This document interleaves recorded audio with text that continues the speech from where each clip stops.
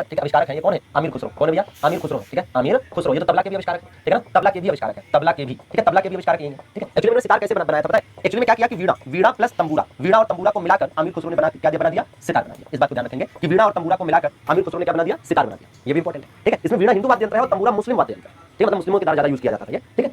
भारतीय reserve bank बताएंगे, बहुत अच्छा। भारतीय रिजर्व बैंक मुद्रास्फीति को नियंत्रित करने के लिए रेपो दर का उपयोग कैसे करता है? ठीक है, देखो एक बात समझो कि अगर हम मौद्रिक नीति की बात करते हैं, मौद्रिक नीति या मॉनिटरी पॉलिसी जो होती है, जैसे इसमें आप देखिए एक होता है बैंक रेट, ठीक है ना, बैंक रेट मतलब वह दर जिस पर आरबीआई बैंकों को उधार देता है, ठीक है ना। एक होता है रेपो रेट, ठीक है, यह भी वही है कि जिस पर आरबीआई बैंकों को उधार देता है, और एक होता है रिवर्स रेपो रेट, ये उल्टा है, मतलब जिस पर आरबीआई पैसा स्वीकार करता है। एक होता है सीआरआर जो कैश फॉर्मेट में बैंकों को अपने पास रखना पड़ता है, एक है एसएलआर जो गोल्ड या फिर बॉन्ड के फॉर्मेट में बैंक को अपने पास रखना पड़ता है, ठीक है। अब है क्या कि सीधी सी बात है कि देखिए ये जो बैंक रेट है, ये जो रेपो रेट है, ये दोनों ही क्या तरीके हैं? ये दोनों ही ऐसे तरीके हैं जिससे आरबीआई बैंकों को उधार देता है, ठीक है ना। तो अगर ये दोनों ही ऐसे हैं, ये दोनों अगर कम होंगे तो मार्केट में पैसा बढ़ेगा। क्यों? क्योंकि अगर बैंक रेट कम है, रेपो रेट कम है, तो इसका मतलब कि जो बैंक है उन्हें बहुत आसानी से आरबीआई से पैसा मिल जाएगा। तो अगर बैंकों को आरबीआई से आसानी से पैसा मिल जाएगा तो वो हमें आपको भी तो आसानी से पैसा देंगे।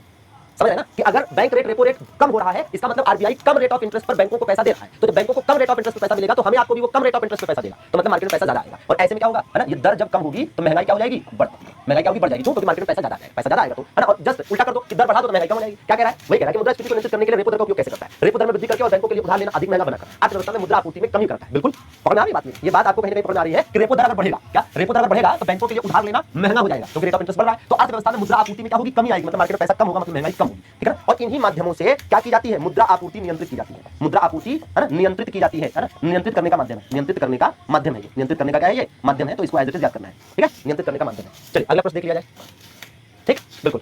कई बार पूछा जाता है मौद्रिक नीति कौन तैयार करता है? अब यार रोहित बाबू बस हाय हेलो कर लो बेटा, जहां लड़की देखी नहीं कमेंट बॉक्स में हाय हेलो, अरे पढ़ाई कर लो बच्चा, पढ़ाई कर लो, नहीं तो हाय हेलो करने लायक छोड़ेंगे नहीं ये दुनिया, ठीक है। ये बताइए। अच्छा भाई साक्षी, यूपी पुलिस में नहीं हो पाया, कोई बात नहीं, अब यहाँ तैयारी करी, यहाँ मेहनत करी। उस आर्थिक आधारित संरचना को पहचानिए जो भारत और विश्व स्तर दोनों पर स्टॉक ट्रेडिंग, विभिन्न प्रकार के निवेश और जमा वित्त पोषण पहल और ऋण प्रेषण जैसी वित्तीय गतिविधियों का समर्थन करती है। जाहिर सी बात है, बैंकिंग संस्थान बैंकों के माध्यम से तो होता है ये जो स्टॉक ट्रेडिंग है, विभिन्न प्रकार के निवेश है, जमा है।